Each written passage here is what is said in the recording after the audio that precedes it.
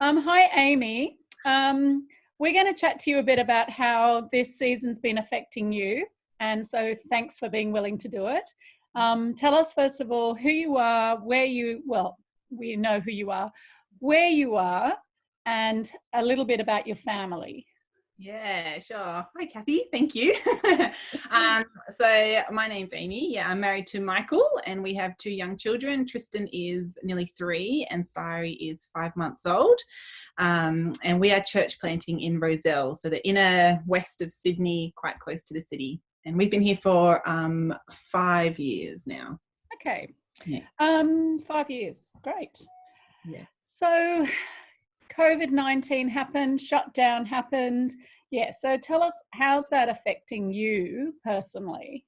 Yeah. I think when it all first started, part of me was quite relieved and pleased. I've always wanted to be a stay-at-home mum. I am on maternity leave anyway, so part of me was like, this is great. I can just stay at home with the kids and not have to see anybody or do anything.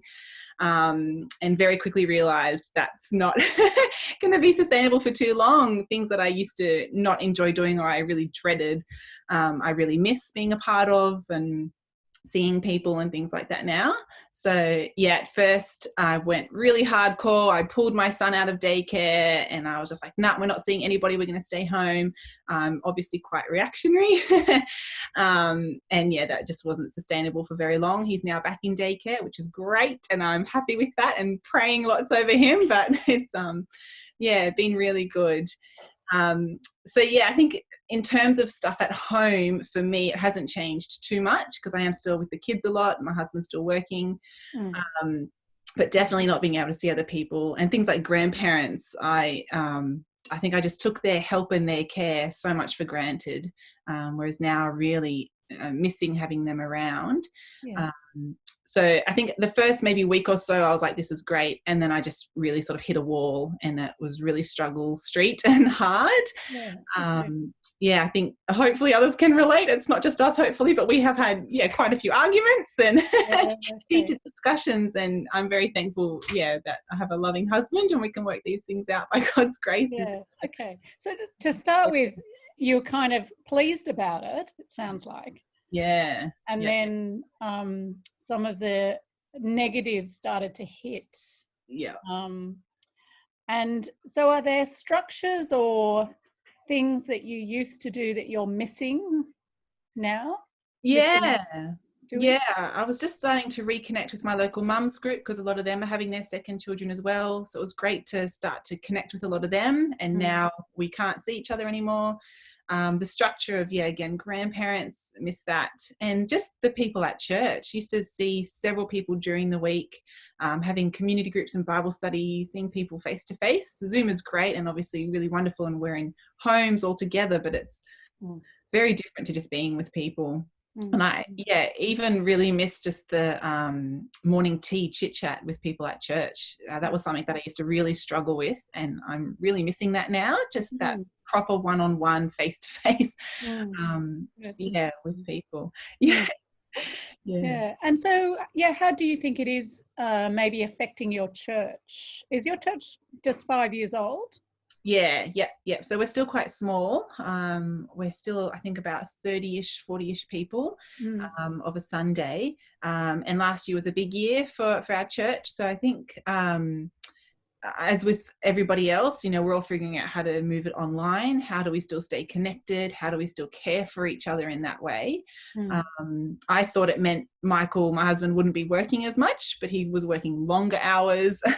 I saw less of him than before. I was sort of finding it hard to see where's that time going, what's he doing? And now I realize there's so much going on behind the scenes that many of us don't know about. It's obviously affected people with work and their situations like that too. So we're trying to find new ways to connect with people and care for them in those scenarios too. So we've been doing a few ways of sort of safe meeting with people. So like a one-on-one walk with someone, or just meeting one-on-one at the church backyard where there's a bit of a play area for the kids. So that's worked really well to sort of just distance as much as we can, but still be creative with actually seeing someone physically. And just, I think, keeping that pool of people we're seeing in person small, because obviously if you're seeing 50 people, it's counterproductive. So just picking and choosing a few people to connect with.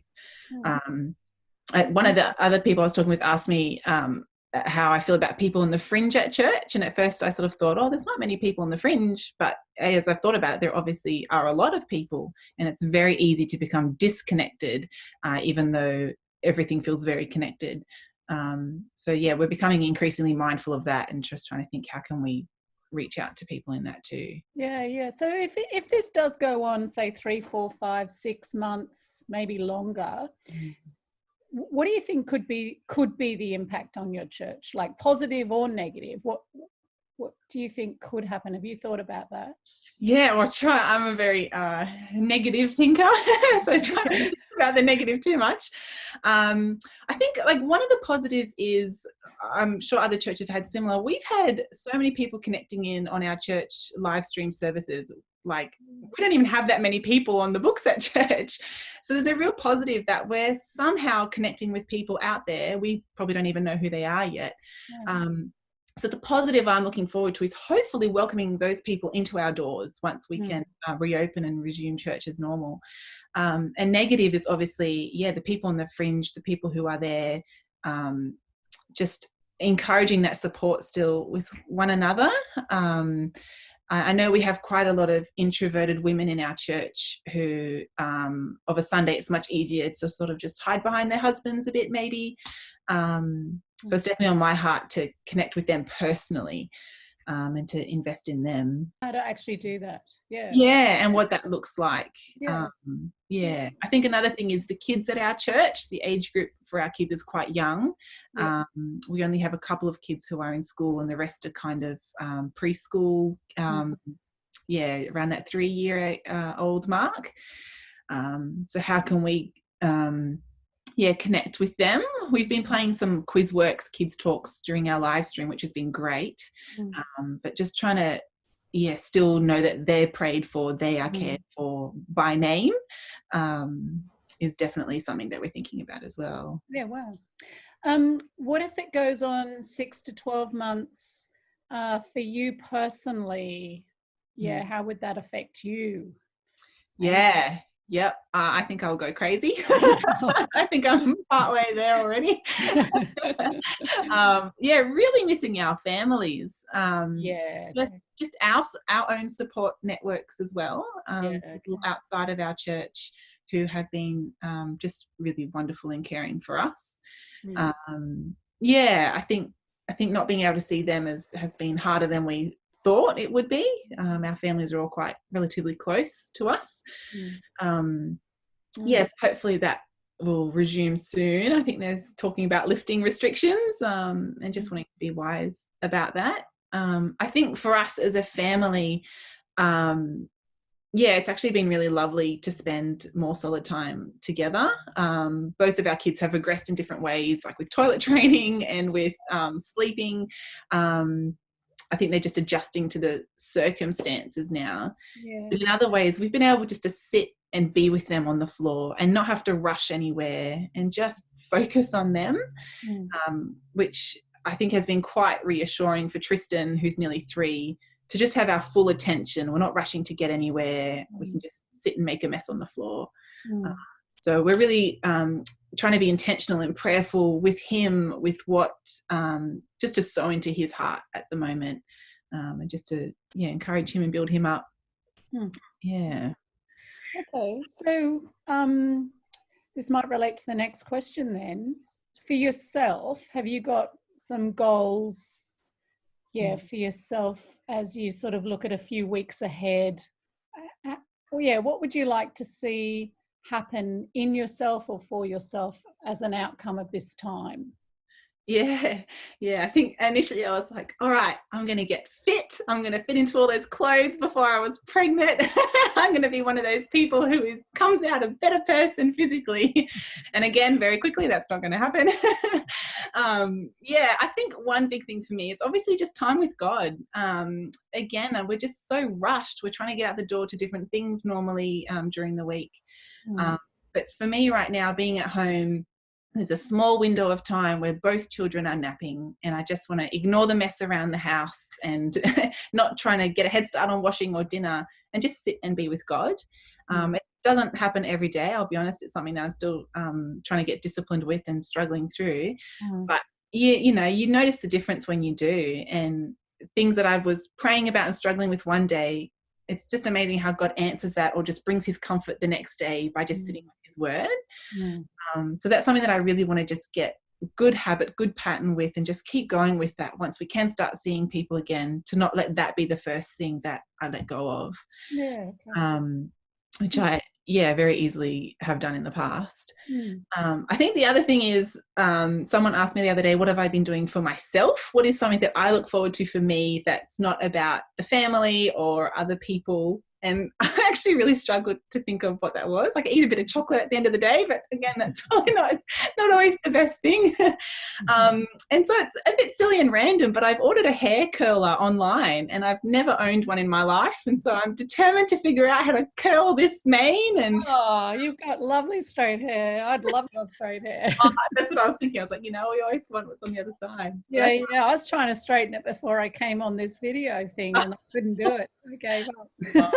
Want to switch. But I thought something fun and nice for me to just enjoy, and I guess in a way just help me feel better about myself. You know, I'm in my tracky dacks all day with the kids. It's nice to make more of an effort and just enjoy a bit of fun, I suppose. We'll see how that goes. Could be a fail, who knows.